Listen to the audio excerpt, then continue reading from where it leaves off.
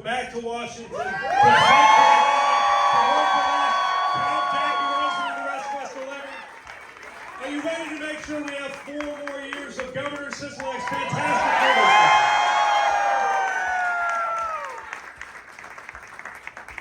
leadership? Good, me too. I'm so excited about the phenomenal leadership you have in your statewide officers, from the governor on through in your extraordinary legislature, and yes, with your fantastic congressional and Senate representation. I gotta tell you, it's giving me some flashbacks to be campaigning in Las Vegas again.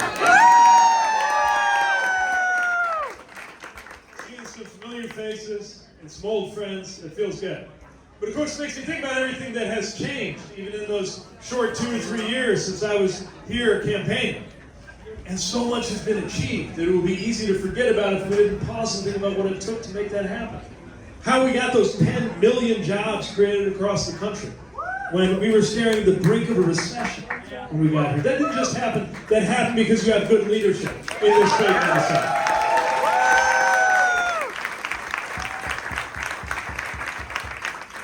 Important steps have been taken, like the most consequential climate legislation passed ever in the United States and in any country.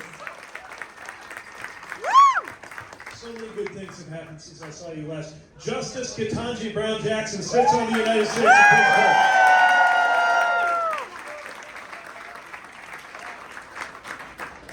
So many things have been achieved. That Inflation Reduction Act is attacking the cost of living, and yes, this is a cost of living election. Don't let anybody tell you that we don't have the better message on that, because we're the ones who are actually fighting to reduce prescription drugs. See, the last time I was campaigning out here, there was still a rule on the books that said Medicare was banned from negotiating the price of drugs because big pharmaceutical companies wanted to charge higher prices.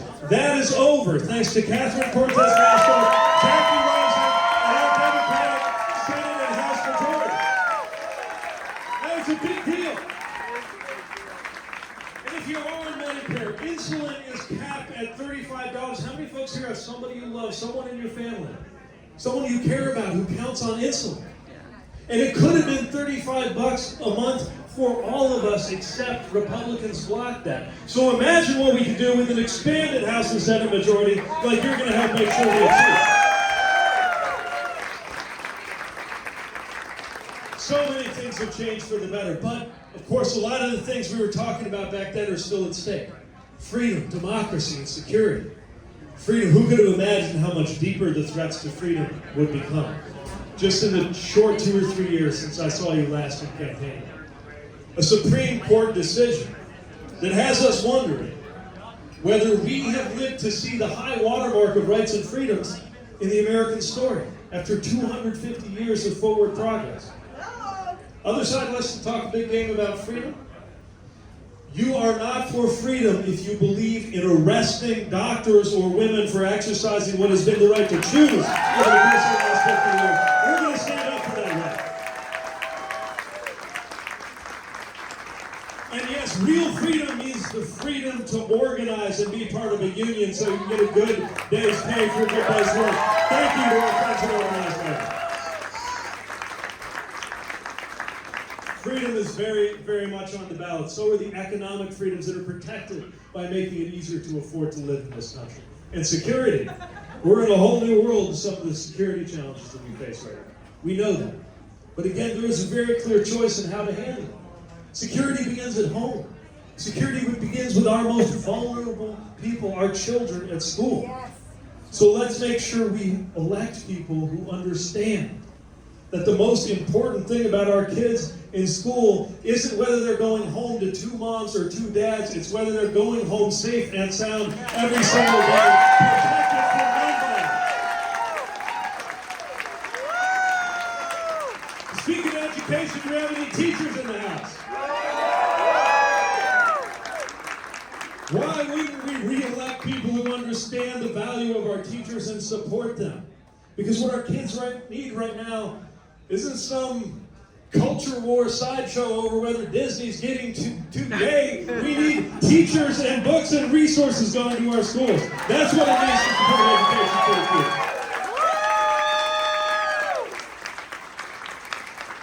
Oh, and while we're on the Social Security? Yeah!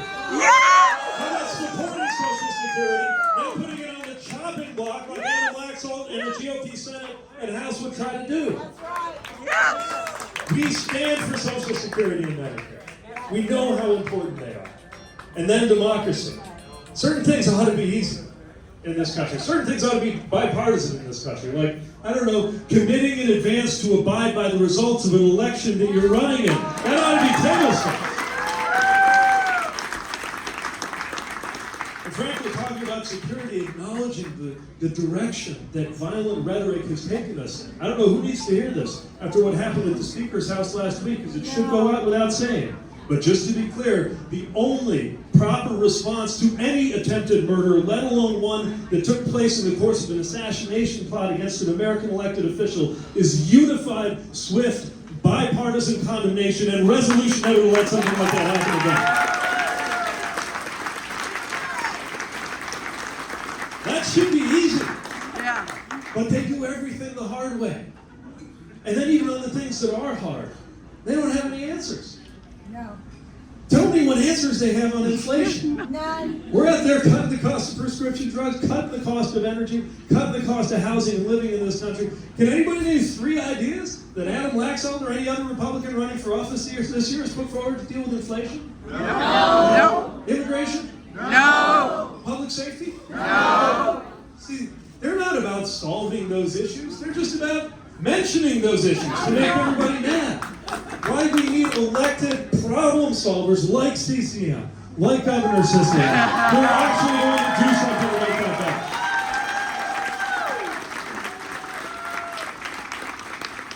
better? So you see, the choice couldn't be clearer.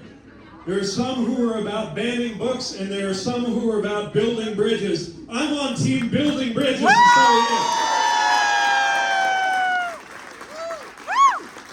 I just want to leave you with this one thought. And it has to do with one other thing that changed since I was last campaigning out here. I got a phone call about a year ago on my way to Las Vegas, as a matter of fact. It's a phone call Chasten and I had been hoping to get for a very long time.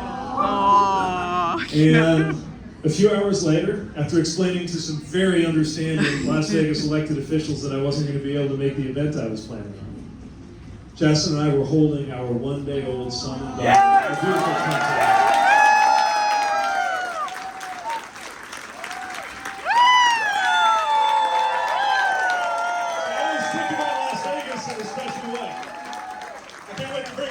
So that they can see where we were when we first heard they were going to come into our lives.